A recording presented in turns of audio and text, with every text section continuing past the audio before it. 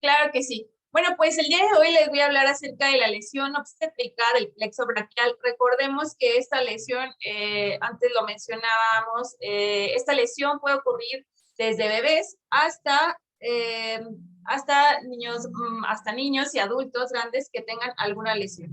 De iniciar, ¿cómo se define el plexo braquial? ¿O cuál es la definición de la lesión del plexo braquial?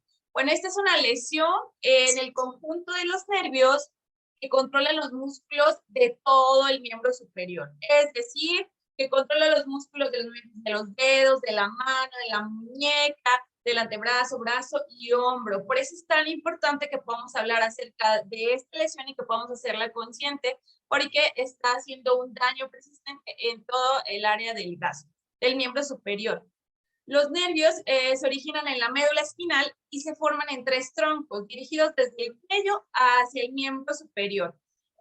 Y se dividen en diferentes troncos, un tronco superior, un tronco medio y un tronco inferior. Aquí lo podemos ver en esta imagen, si observan, salen desde el cuello, desde donde sale la médula, y de ahí se van dividiendo nervios, troncos, divisiones, cuerdas y ramas de ese plexo. Y ese plexo inerva a toda la parte del miembro superior. Y cada una de estas ramas y de estos nervios nos va a inervar alguna parte muscular importante del miembro superior. Y de acuerdo a cada rama o al tronco que se dañe, es el daño o es el músculo que va a estar afectado. ¿Cómo se produce una lesión en el nervio, en el plexo braquial? Bueno, esta puede ser producida por el resultado en el aumento del ángulo del cuello, como se puede observar en esta imagen. El ángulo del cuello aumenta, entre el hombro y el cuello se aumenta. Esto genera una fuerza, lo que va a dar un estiramiento que excede la tolerancia de los nervios durante el canal de parto. En observar en la imagen el ángulo que existe o la distancia que existe entre el hombro y la cabeza se está aumentando, y esto nos genera una tracción, a un estiramiento excesivo de ese plexo. No solamente se da en esa postura, también se puede dar en la postura o en los partos de nalga, donde existe otro mecanismo, pero el plexo se lesiona. Puede ser, ahorita lo vamos a ver, cualquier tipo de lesión, pero puede deberse a una tracción que se realiza a la hora del parto. Bueno, y ahora hablemos cuando se da esta lesión. Hay diferentes tipos de lesiones del plexo, y esto nos va a dar diferentes pronósticos y nos va a determinar la intervención que se va a llevar a cabo. Por eso es tan importante conocer cuál es el tipo de lesión que se nos va a presentar. Existe una ruptura o un neuroma o una abulsión. En cada uno los pronósticos son diferentes, en cada uno la intervención es distinta, ¿sale? En la ruptura hablamos de un desgarro del nervio, como se puede observar en la imagen del tronco superior de C5 y C6, pero no en la médula espinal, o sea, se da en el nervio. Si ponemos la imagen, lo vamos a observar en la parte del nervio, en la parte de los colores, ¿sale?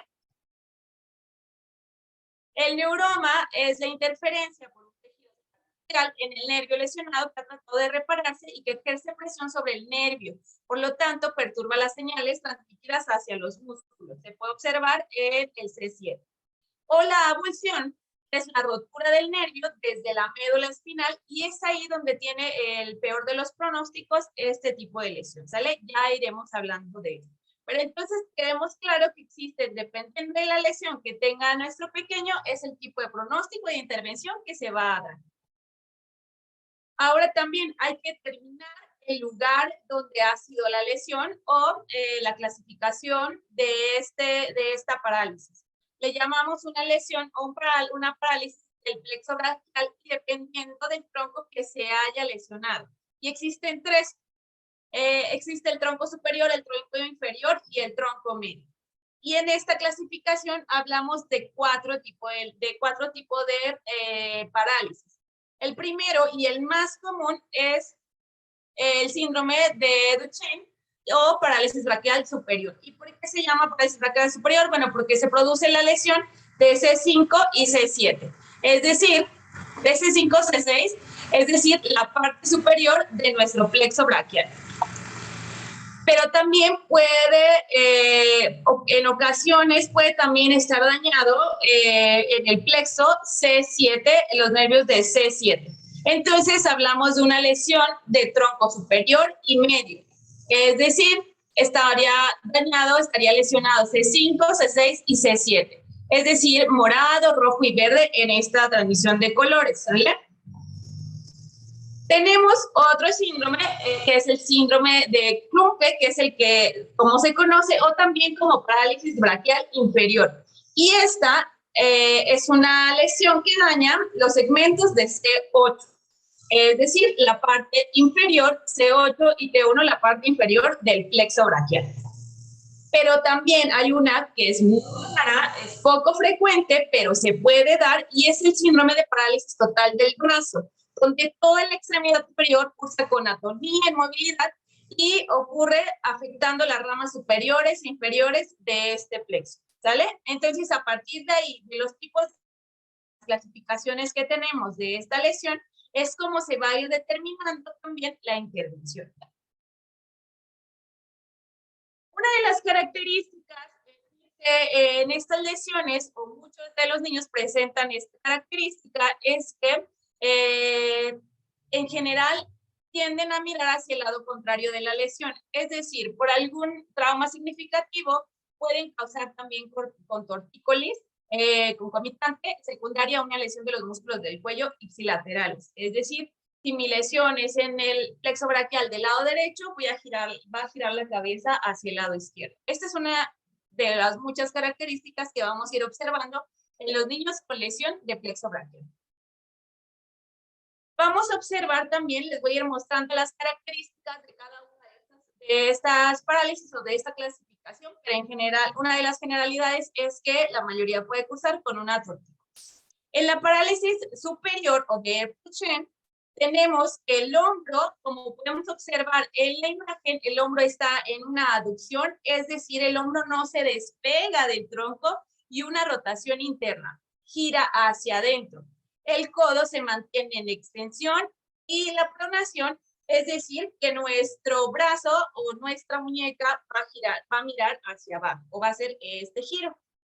Y la muñeca y los dedos están en flexión. Esta postura se le llama o se le conoce comúnmente como propina de mesero, cuando la mano queda por detrás del tronco o por detrás de nuestro brazo y está generando como si das una propina como a escondidas, ¿no? En esta parálisis hay una pérdida, como se puede observar por un movimiento de la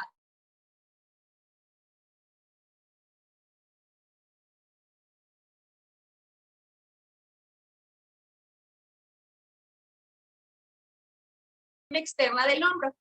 Los músculos que se encuentran más afectados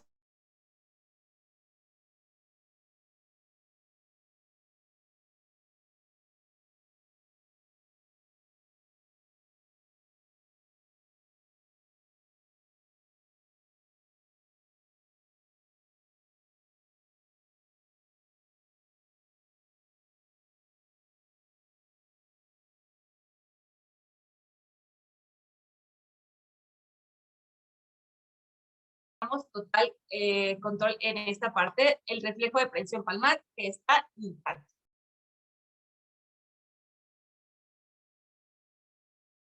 En el síndrome de lesión de tronco medio, se produce por una lesión en los segmentos de C5, recordemos, los que están en el tronco medio, superior y medio, y es muy similar a la anterior, pero en esta podemos observar que el codo genera una flexión. Es decir, que si nosotros colocamos y observamos al pequeño, podemos observar que existe una ligera flexión en el codo, ¿sale? Aquí lo estoy manejando, lo estoy marcando con el cursor, donde podemos observar que esta se se observa por la debilidad del tríceps que se demuestra por la flexión pasiva del codo. En el síndrome de Klumper o la parálisis braquial inferior, vamos a observar una posición totalmente distinta. El hombro se encuentra en una ABD, también no se despega tanto del tronco, pero tiene una rotación interna y también hay una flexión. Y en este, en lugar de que haya una pronación, hay una supinación. ¿Sale?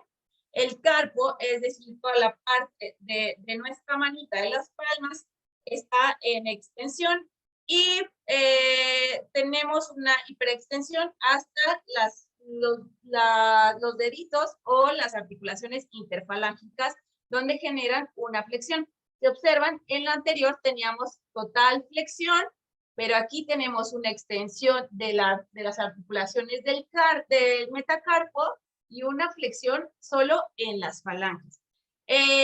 La postura que se mantiene ahí en la mano es una postura clásica de garra, ¿sale? Pueden observar como si fuera una garrita. Mi mano está, mi palma se observa, pero mis dedos están en flexión.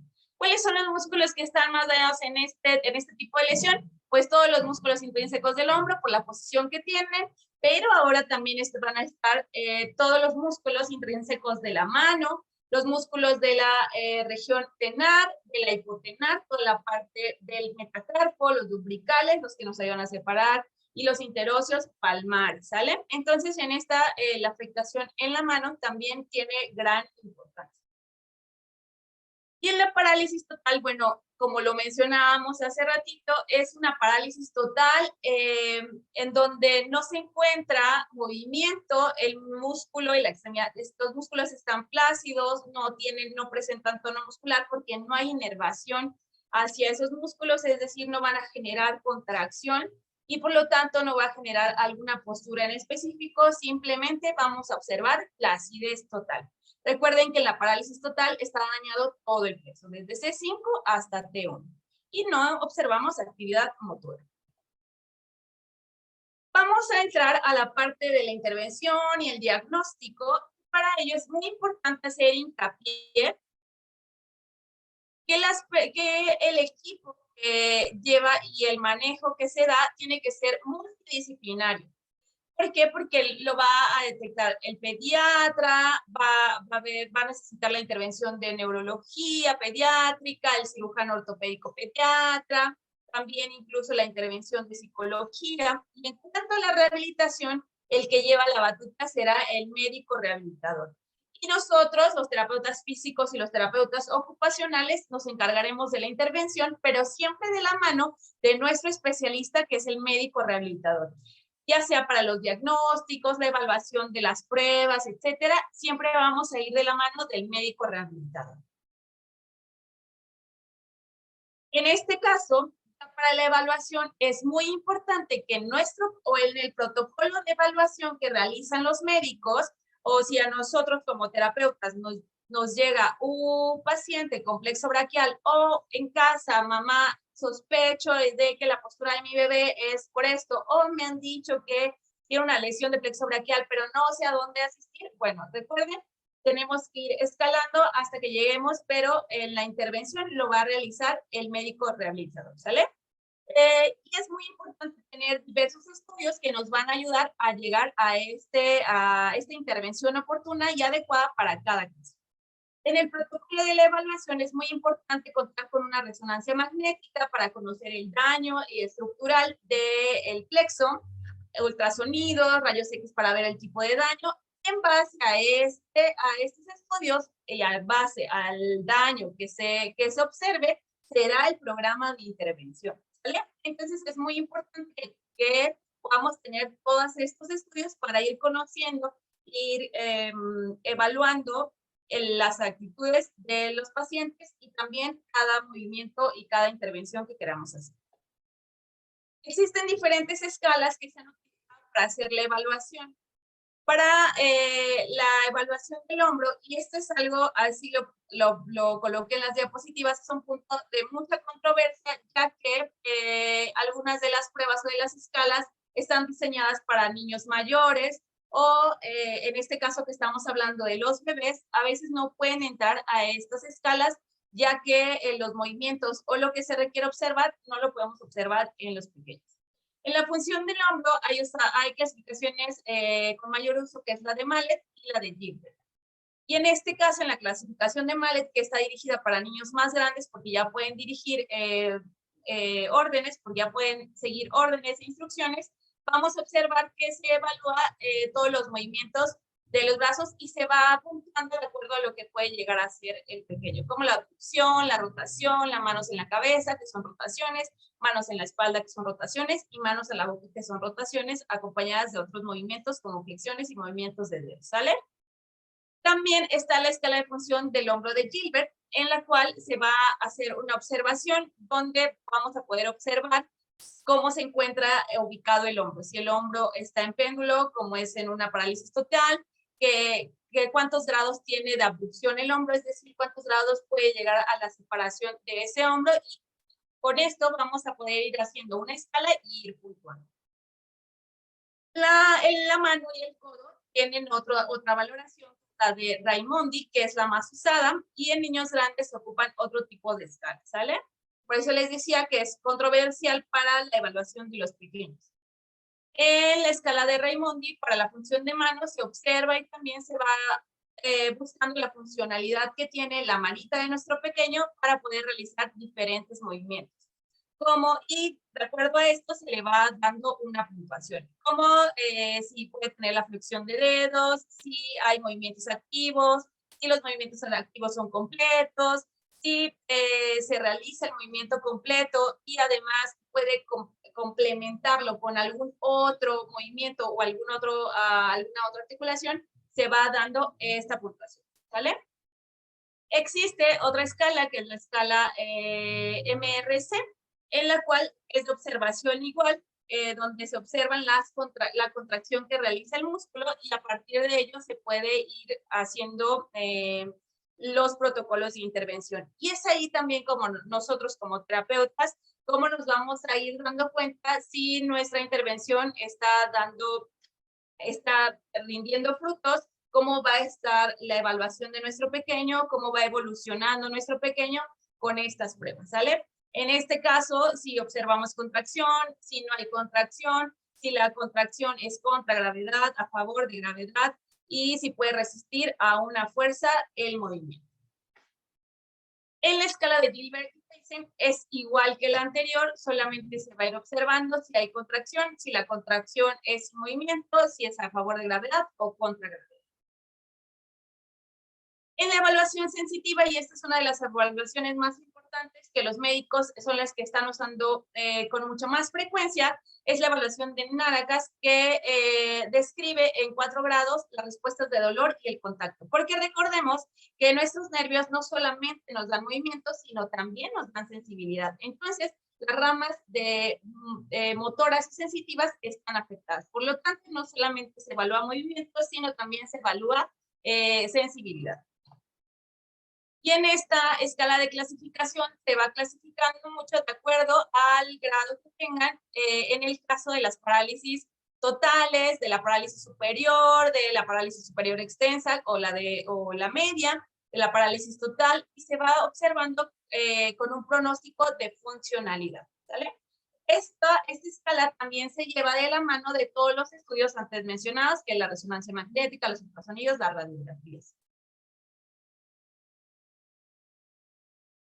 En cuanto a la intervención, recordemos que cada una, de acuerdo al grado de lesión, va a recurrir a la cirugía desde un principio o va a recurrir a la intervención de rehabilitación de acuerdo al pronóstico que tengan en su evaluación como los médicos especialistas. Y entonces nosotros podemos hacer allí un plan de intervención y podemos comenzar la actividad.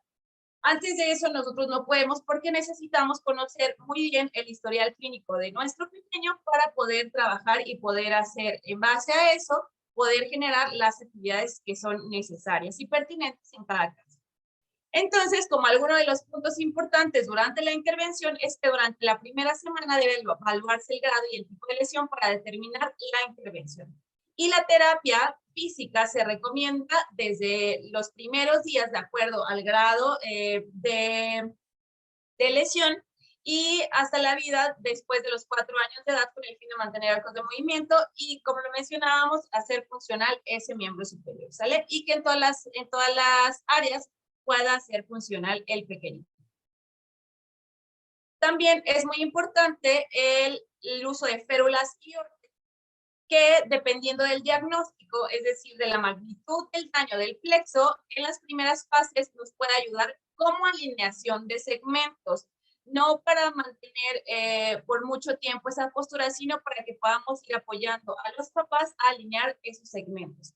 Y en fases posteriores nos va a ayudar para mantener rasgos de movimiento y mejorar su funcionamiento. Y tras o después de la intervención de la cirugía, prevenir algunas subluxaciones de hombro o volver a las flexiones de codo en el caso de las parálisis del plexo braquial inferior, ¿sale? Entonces todo dependerá, y hago mucho hincapié, todo dependerá del tipo de lesión que se nos presente y de qué grado de daño tenga ese plexo. Ahora sí, ¿cómo va a ser el pronóstico en estos pequeñitos? Va a ir cubriendo ciertas fases que nosotros como terapeutas podemos ir marcando. Y es muy importante que si tú eres papá, eres mamá o eres familiar de un pequeñito que tiene una lesión de plexo braquial, puedas poner mucha atención para que puedas buscar la intervención oportuna de tu pequeño. En cuanto al pronóstico, podemos hablar de que si no hay extensión activa del codo al mes de edad, se refiere para una valoración quirúrgica. La mayoría de estos pronósticos van a derivar a una revaloración, ya sea con médico rehabilitador o con el cirujano ortopédico, ¿sale? Si hay alguna extensión activa, pero no hay flexión voluntaria de codo, entonces se reenvía para una revaloración. Es importante que la intervención pueda ir rindiendo frutos y podamos ir evaluando, por eso les decía que podamos tener una evaluación inicial y poco a poco, cada vez que nosotros vayamos teniendo una base, podamos irlo marcando y teniéndolo en cuenta. También es muy importante, se encuentran en muchos artículos, sobre todo en los artículos de intervención, donde dice que si el bíceps y el deltoides contra gravedad pueden generar movimiento contra gravedad durante los primeros 3 meses de vida, es indicador que el tratamiento que estamos llevando tiene un buen pronóstico o el pronóstico es favorable, ¿vale? Entonces, es muy importante que si tu pequeño está siendo diagnosticado o estamos en la intervención del pequeño durante los primeros 3 meses de vida, podamos tener estos movimientos contra gravedad para que podamos indicar que nuestro pronóstico es favorable. Recuerden, todo esto dependerá del daño o del grado de lesión que tenga el plexo. Ahora, si no hay función muscular del deltoides, que es nuestro abductor principal del hombro, y nuestro tríceps o nuestro bíceps, es decir, no hay flexión o extensión de codo, dependiendo el tipo de lesión, necesitamos mandar a una revalorización. En el caso de las rupturas axonales completas, pues tenemos el pronóstico donde no hay regeneración, lo que decíamos en los otros puntos, ¿sale?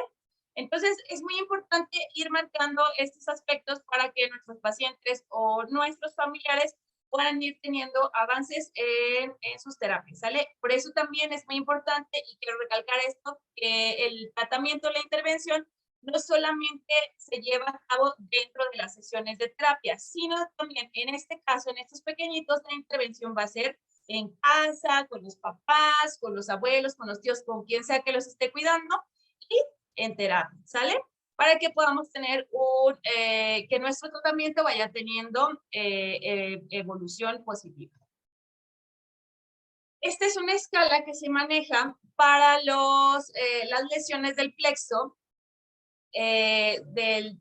para parálisis superiores y medias, donde dice que el tiempo de recuperación máxima varía de 1 mes a 18 meses. Es decir, todo dependerá del daño y la evolución. Este estudio, al final les voy a mostrar cuál es el estudio que lo dice, ¿sale? Porque no tengo la bibliografía aquí, pero al final les voy a mostrar cuáles son los estudios que nos están marcando esos pronósticos.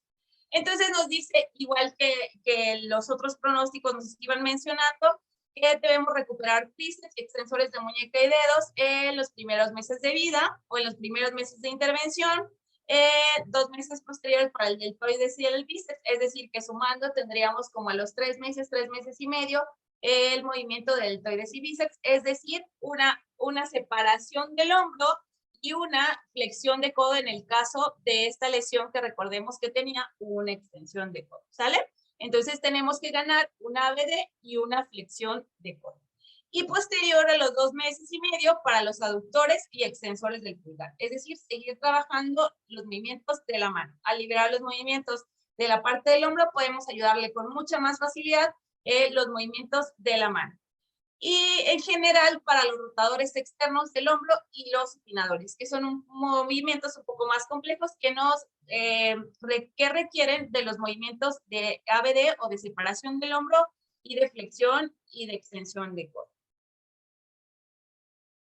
Recuerden que si tienen alguna duda nos pueden ir dejando sus comentarios para que nosotros podamos irles ayudando, ¿sale? Voy a marcar en esta presentación 3 fases de intervención. En este caso, estas 3 fases son recomendaciones generales sin enfocarnos en un tipo de lesión, ¿sale? Son recomendaciones generales que van a depender, como les he repetido mucho, de acuerdo al grado, al tipo de lesión, a la intervención que estemos llevando, al tiempo en el que ha llegado a nosotros el paciente, porque puede ser que no nos hayan mandado a terapia al primer mes o a la semana, sino que hayan esperado 2 meses, 3 meses, y eso dependerá en qué fase podemos comenzar a trabajar, ¿sale? Así que es muy importante que estas recomendaciones son generalizadas, ¿ok? En esta primera fase, nuestro objetivo es la integración de la extremidad mediante la alineación de las articulaciones, ¿sale? Lo que decíamos con el uso de férulas y de órtesis. También es importante que podamos evitar la retracción o las contracturas en estas primeras fases. Siempre el objetivo de la intervención con los pequeños, con lesión de plexo braquial es evitar una contractura, una deformidad o alguna otra lesión que podamos hacer por algún movimiento excesivo o por inmovilización, ¿sale? Excesiva. Entonces vamos a hablar también del funcionamiento. Hay 2 premisas en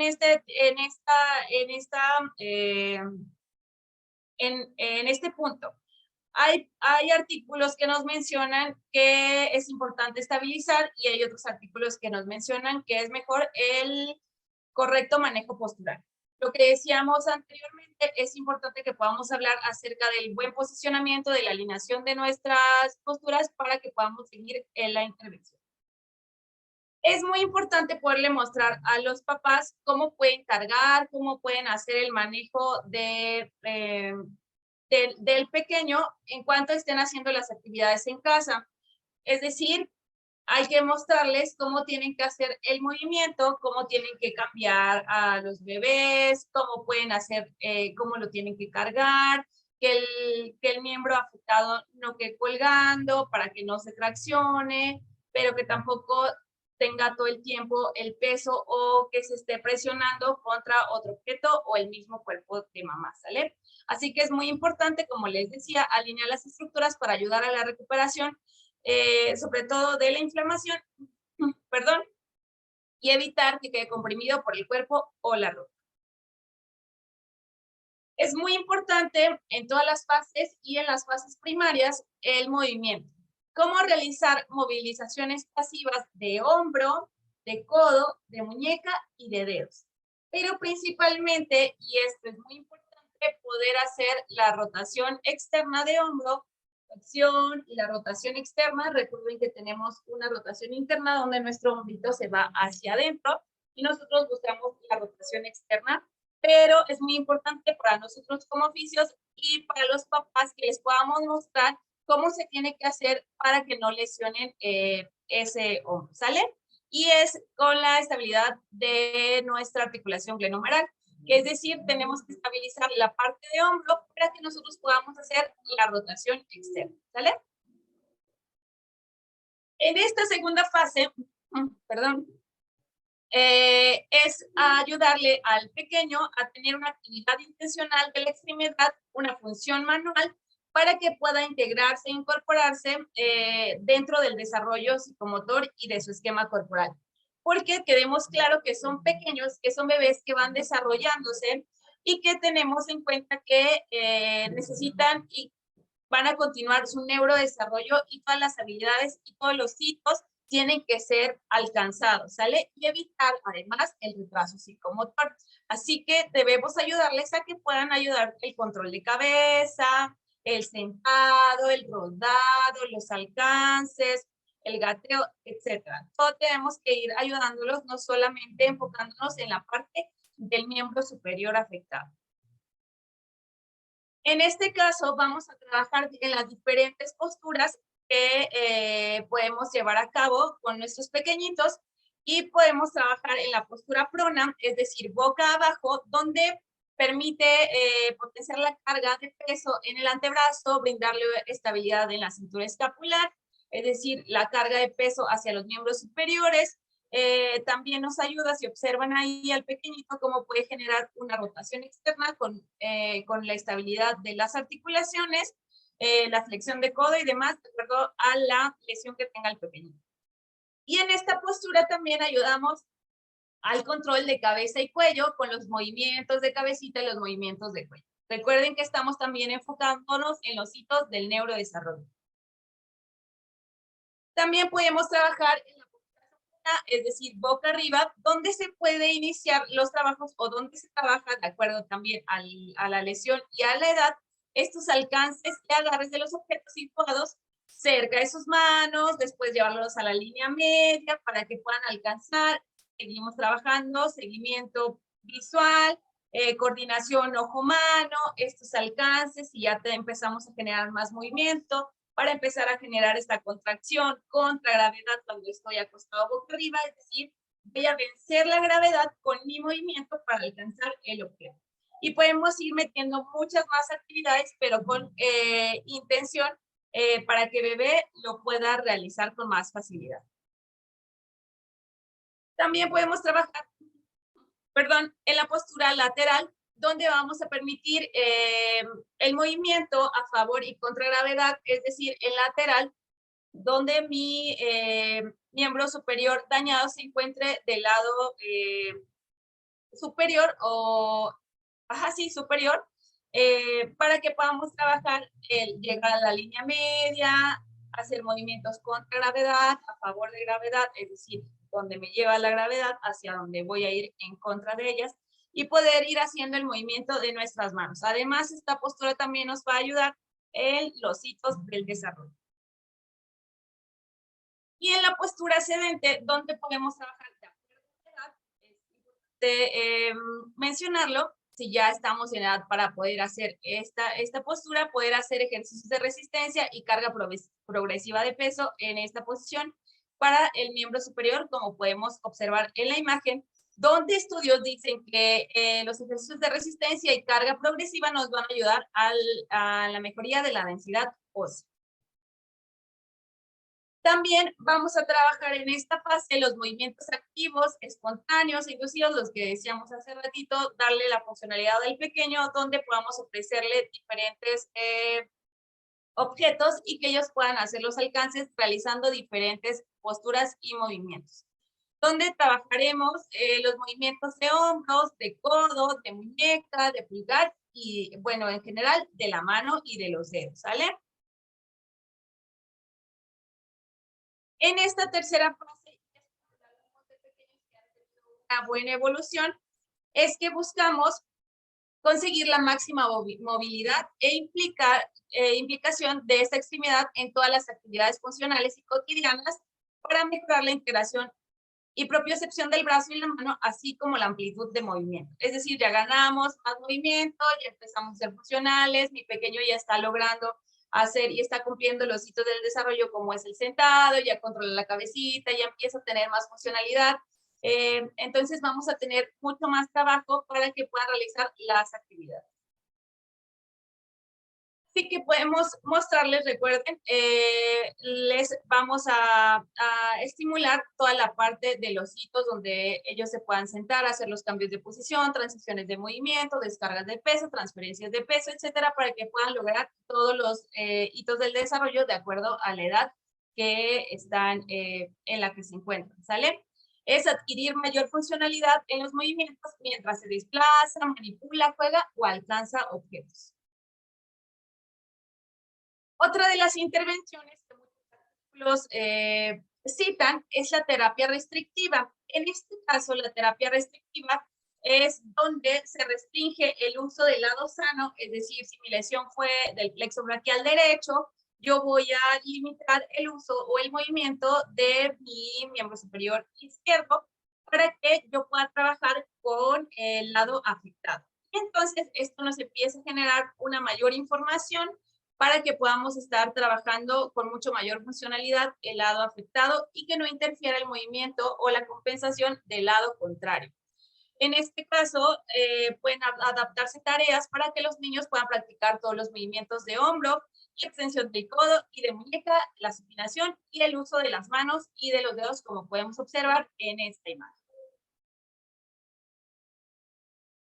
Esta técnica la puse como una interrogante para poder decir que hay muchos estudios que dicen que el vendaje neuromuscular es una técnica que está dando resultados, y uno de estos estudios es el que les mencionas aquí de Kamal, y en el del 2016, donde ocuparon una técnica donde dice que el vendaje se renueva diariamente y que está una técnica aplicada de activación, donde ocupan 2 tiras longitudinales en el miembro superior en forma de Y, donde abarcan la parte de los extensores de dedos hacia el extensor común, y donde abarcan también para poder hacer una Y en el extensor y en el abductor del pulgar, ¿sale?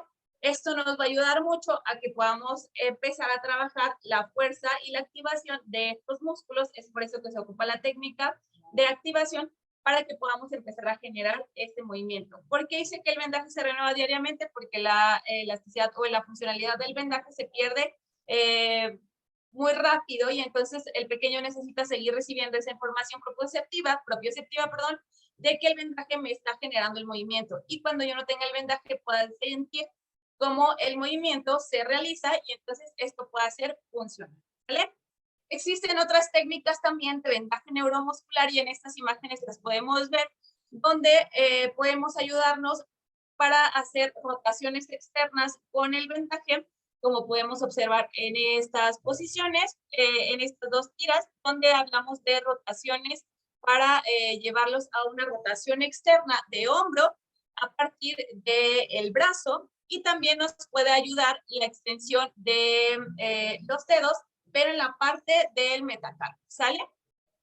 Ya no llega hasta acá como llegaba el otro. El anterior llegaba hasta la parte de codo, donde hablábamos de un extensor común de los dedos, y entonces me abarcaba toda la parte del antebrazo. En este tipo de vendaje, o en este tipo de propuesta de vendaje, nos dice que solamente nos va a abarcar hasta el carpo o hasta medio antebrazo, donde tenemos la inserción, ¿sale?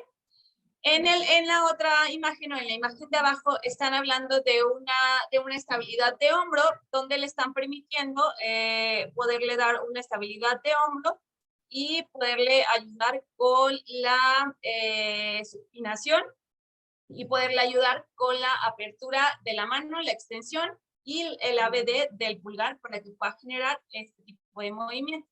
Es decir, el vendaje neuromuscular es un auxiliar en la intervención.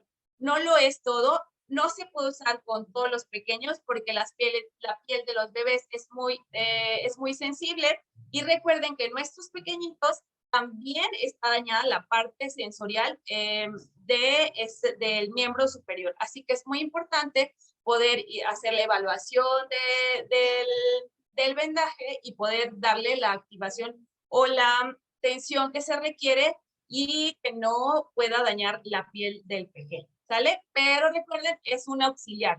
Si yo tengo un pequeño en casa solamente el vendaje lo puede colocar un terapeuta físico, un terapeuta ocupacional que puede estar certificado en la aplicación de vendaje neuromuscular, que conozca los pros, los contras, que nos ayude a generar una mejor tensión de estas bandas.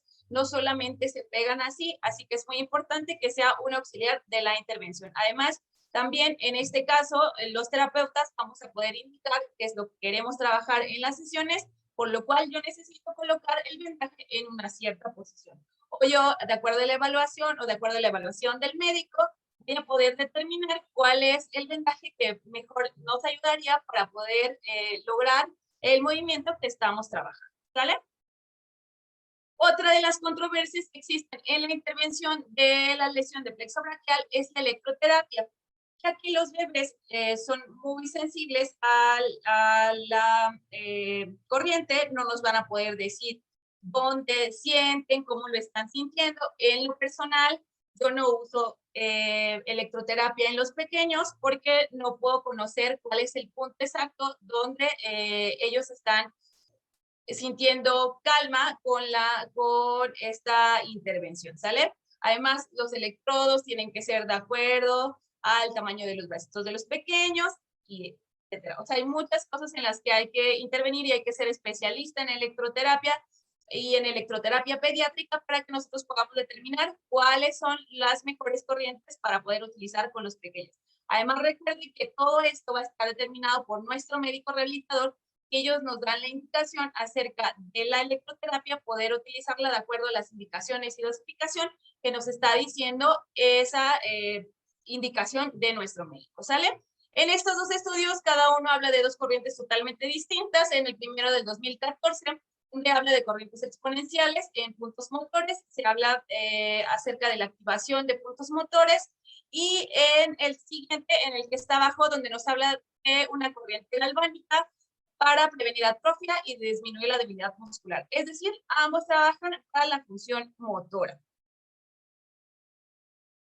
Y bueno, en este caso, como punto importante y con lo que quisiera terminar, es que cada pequeño va a necesitar una intervención oportuna y de acuerdo a lo que está haciendo su daño, de acuerdo a la lesión, de acuerdo a la edad, de acuerdo al nivel de intervención que tenga, de acuerdo al especialista, si requirió cirugía, si no ha requerido cirugía, si tiene un pronóstico de cirugía, pero están activando o están iniciando con protocolo de intervención de terapia. Todo esto va a depender de acuerdo al caso de cada pequeño, ¿sale?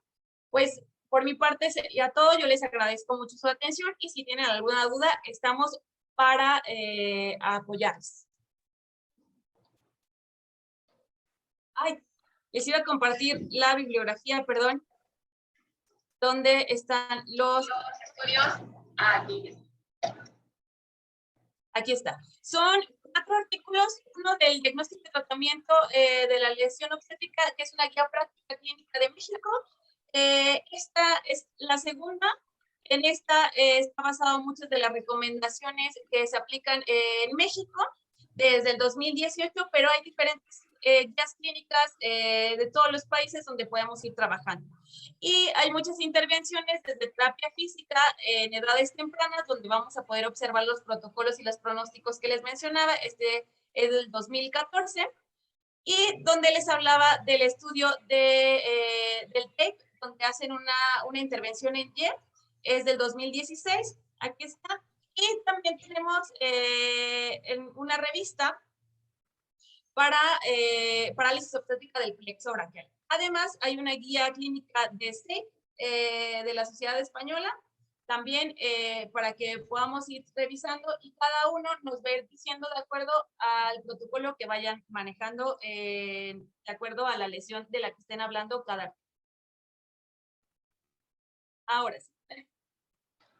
Ok, Denita, pues muchísimas gracias a todas las personas que nos estuvieron viendo y a las personas que se van a conectar después a poder ver esta ponencia. Te agradezco tu esfuerzo, te agradezco tu profesionalismo siempre para poder transmitirnos esta información y pues bueno, la evidencia como tal científica al día de hoy de lo que podemos trabajar desde el punto de vista de rehabilitación.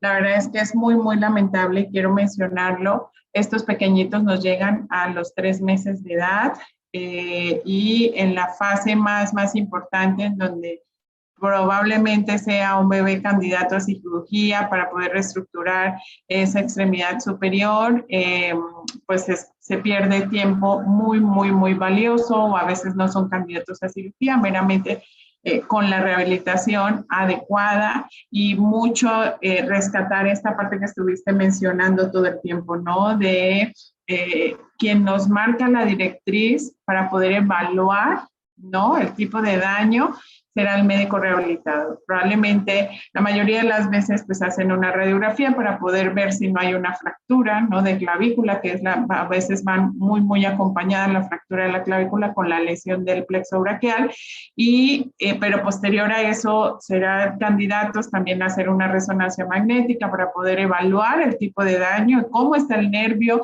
y en base a eso poder saber cuál es el plan de intervención acorde y adecuado para ese bebé.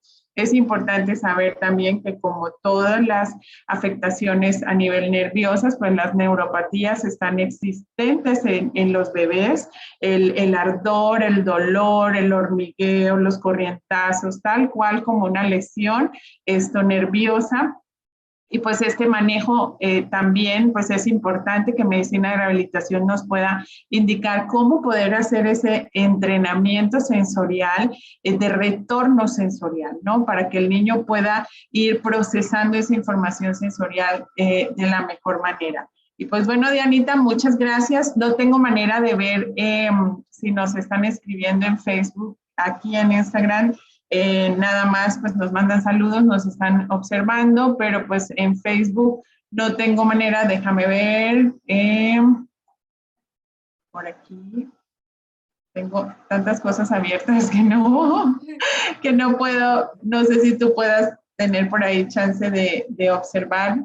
Pero bueno, de todas maneras, si tienen por ahí alguna duda, déjenla en la cajita y nosotros con mucho gusto podemos dar respuesta a cada una de ellas, ¿de acuerdo? Vamos entonces, pues agradecerles. Nosotros somos Neurodesarrollo Neonatal Infantil y pues bueno, somos una empresa que trabaja con niños desde neonatos hasta niños de 17 años, 18 años que todavía se consideran pediátricos, aunque la verdad que ya sea un poquito para edad adulta. Nuestras redes sociales estamos como @neurodesarrollo neonatal infantil, @terapia física Jalapa y @terapia ocupacional Jalapa. Nuestro número telefónico de WhatsApp, por si estás pasando por esta situación y requieres asesoría en línea o la intervención en presencial, es 2284-2462-15. Este es nuestro número de contacto y en donde podemos con muchísimo gusto apoyarte y colaborarte. Y también, pues bueno, invitarles, no sé si se está viendo ahorita en la pantalla del canal. Dianita, ¿me confirmas? No. Ahí ya. Sí, ok. Bueno, invitarles a que sigan nuestro canal. En nuestro canal pues tenemos información de todo, lo que es rehabilitación neurológica, rehabilitación deportiva, rehabilitación osteoartrinosa, rehabilitación pediátrica, nuestro programa de estimulación temprana. Entonces, pues bueno, sigan nuestro canal de YouTube. Estamos como Neurodesarrollo y Rehabilitación Neurológica. Y pues agradecerles a todas las personas que estuvieron conectadas el día de hoy. Dianita, no sé si tienes algún mensaje final. Nada, solamente para los papás es importante que puedan acudir a tiempo con los especialistas. Ya les hemos dado como cuáles son los especialistas a los que pueden acudir. No tengan temor, hay muchas instituciones también públicas a las que pueden asistir y se pueden acercar a ustedes para que su pequeño pueda seguir la intervención. No es tarde. Si ya pasaron los primeros 3 meses, es importante que ustedes puedan continuar con la intervención. Y bueno, para nosotros como especialistas poder seguir las recomendaciones y que podamos hacer más investigaciones acerca de este tema, porque así como lo fui mencionando, unos dicen, hablan de una intervención y de acuerdo a esto, pues hay que ir trabajando mucho más como especialistas para que podamos dar una mejor intervención a nuestros pequeños. Ok, muchísimas gracias por tus palabras. Y pues bueno, nos despedimos ahorita entonces, deseándoles a todos que la estén pasando muy bien y que esta información haya sido de mucho, mucho beneficio para todos ustedes. Excelente tarde, noche o mañana para todos ustedes y pues seguimos en contacto, síganos en nuestras redes y compartan esta información. Saludos cordiales, adiós. Adiós, Dianita, gracias.